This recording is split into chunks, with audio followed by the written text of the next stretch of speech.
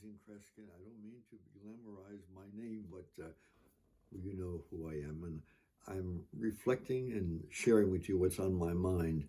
But what I'm going to discuss now is on the minds of millions of American people. And I just thought I can't ignore it. I hear this too many times, especially with the political controversies and what have you.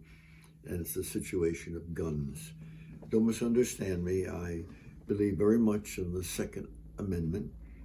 I do own a gun, but I think we have to reflect upon this scenario because the crazy thing is there are, and this is not just my opinion, but it's been stated as a fact, there are more guns out in the public than there are human beings in the United States of America.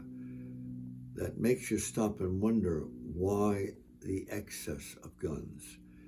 And I think we need to think about the safety, precautions, and what have you, because I certainly, in owning one, consider it a very serious responsibility. By the way, how safe are guns? Let me mention to you something which two police I spoke to in the past 2 days have said, we never thought about that. And none of the press and the coverage have even mentioned this. With all the guns we have, and it's ostensibly to keep us secure, how many shootings and what have you can you think of, and can you recall in the past year that were stopped because someone had a handgun to protect themselves or those involved? There's almost no report anywhere of such taking place unless it's someone breaking into a house and what have you. Oh yeah, there are people who even thought in terms of carrying a gun if they went to the theater and what have you. And the police for years have said to me, what a nightmare this could be. And it would be irresponsible if I carried one into a theater amongst an audience, God forbid. Because the great fear obviously is, you can have, as we've had 2 years ago, someone shooting in a theater, but imagine someone else to protect everyone taking out his or her gun and shooting. How many more people, innocent people, would be dead because very few people are skillful shooting in the dark or dimly lit theaters. So we have to look at the realism of this. This is not a panacea and so forth. And the other thing is, how safe are guns? And again, I'm for the Second Amendment. But the truth of the matter is, even for police, they're dangerous. Because guess what? And I don't mean this sarcastically. You have no chance of protecting yourself if someone, maniac or otherwise, decides to shoot you from behind. Nor do you have a chance of protecting yourself if you are outside with a group of people celebrating, as just in recent weeks we've found with parties where there were 30, 40 people and as many as 10 or 12 shot, 2 of them dead. Nor can you have a protection if you're in the home. Look at how many kids have died because someone frivolously driving by shot into a window and killed some innocent people. The shootings, the mass ones, are something that just doesn't work with a single handgun. And we need to remind ourselves of the realism that this is not the answer to everyone's problems. Yes, I'm not knocking the sale of guns and what have you.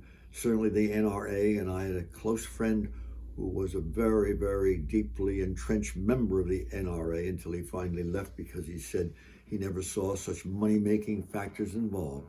It's nice that one of the owners, she's added a few more houses to her collection, what have you. But at the same time, it's not the total answer. And I don't mean to imply that guns are being sold to make money. Of course not. That's the last thing we'd think of. But let's talk about our protection as American citizens. And a lot of that rests in the hands of the police. And my brother was a policeman 20 years. And I worked on 86 crime cases. I've only been able to help in about a third or a little less than a third, but I have tremendous respect for law enforcement. And without law enforcement, we don't stand a chance. Can you imagine and think about this? The wisdom of certain politicians, and forgive me, I don't mean to be swearing, because many people that we have representing certain cities do not deserve the term politician. There are other single words that would better capture who they are, but I don't want to use pornographic language at this particular time. But can you imagine that in major states, some of them are thinking of releasing not hundreds, but a few thousands of prisoners in jails? The theory being that this will be a rehabilitation situation. Yes, they were put behind bars because they had to pay the price of committing a crime, and this is going to rehabilitate them. And look at how in certain cities already there are massive increases in crimes. How I don't think that these people deserve the term political figures. Stupid jackasses, that's much more at home. And oh, by the way, when I was a kid, let's keep in mind guns. I knew about guns because I had police in the family. My brother was a policeman 20 years. I had other members of my family who were police. We went out at night. Yeah. 6, 7, 8, 10 years old, 11 years old. And we played at night safely. Mom and Dad didn't worry. We came sometimes in for dinner, but we were still playing at night at 7 o'clock, 8 o'clock. And mine was a small town, which was traffic and everything else, but we stayed on the main sidewalks and the side alleys and what have you. And it was a very safe thing to do. What are we supposed to do today? Certainly not teach the youngsters to carry a gun to protect themselves when they go on a hike at night, or go camping and stay overnight, as I did scores and scores of times, and sleep in a tent with a couple of friends and what have you. No, that wasn't any form. There was no suggestion of carrying a gun and what have you. And we're supposed to still, and that's part of the right of the Second Amendment, we're supposed to be able to protect our home and our business. Well, you should talk to people, as I have in Italy and in England, who have some comments to make. How can a government, local or national, allow and have a see on television of buildings being burnt down by so-called protesters and other criminals, and things being attacked and things being destroyed? That is not the protection of our businesses and our home. I don't understand something, and maybe someone can explain this to me, because I'm not a violent person. But right now I know of 3 people here in New Jersey who've lost almost their entire business, some because they couldn't continue as a food store, so forth. But there are people who lost their entire businesses because they were destroyed. People walked in and stole massive amounts. You mean to tell me that a gun is not a way of protecting yourself if your entire life savings is at threat? If you can't use a gun then, and I'm not a violent person, then I suspect you can't use a gun if someone breaks into your home. If that's the case, then the only security I can think of if someone breaks into your home is shoot that person dead and make certain that they're dead as a doornail, so some lawyer doesn't come forward and bring them back to life and involve you in a medical, legal case, what have you. So the other thing, folks, and please think about this, because in the past 3 weeks, I have in my notes 2 different incidents that this took place. If you have kids, and certainly I as a kid, we did this frequently, and I have friends who did it, who stay overnight at a friend's house. And I love to stay overnight. It was fun.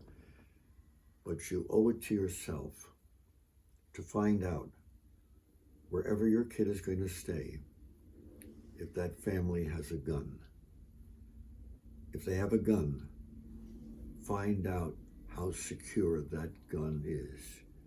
You probably heard a few weeks ago of the kid who killed himself, or one other kid accidentally, because the gun was under a pillow in a bedroom.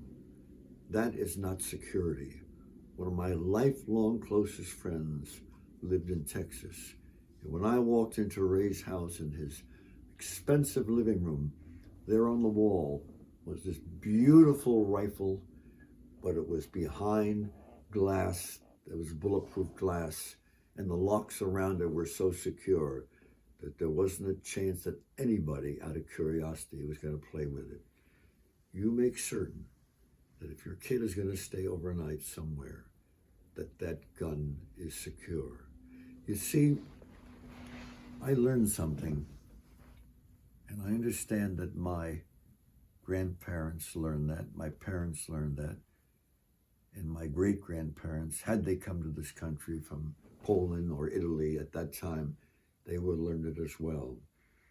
That becoming a legitimate American citizen, I'm not talking about an illegal person from outer space or another country and all the stuff, but by becoming and earning the legality of being an American citizen, part of the benefits is that your lifestyle was protected, where you lived was protected, the country was protected from outsiders. People just didn't walk in and walk out and so forth. You hear of presidents and other malcontents who were senile suggesting such things. No, it didn't work that way. We were incredibly protected by local police, and on a larger scale, God forbid, if were there enemies from without, by the military. Let's keep in mind that this is the United States of America, and we need to make certain that it continues to be more secure than ever before.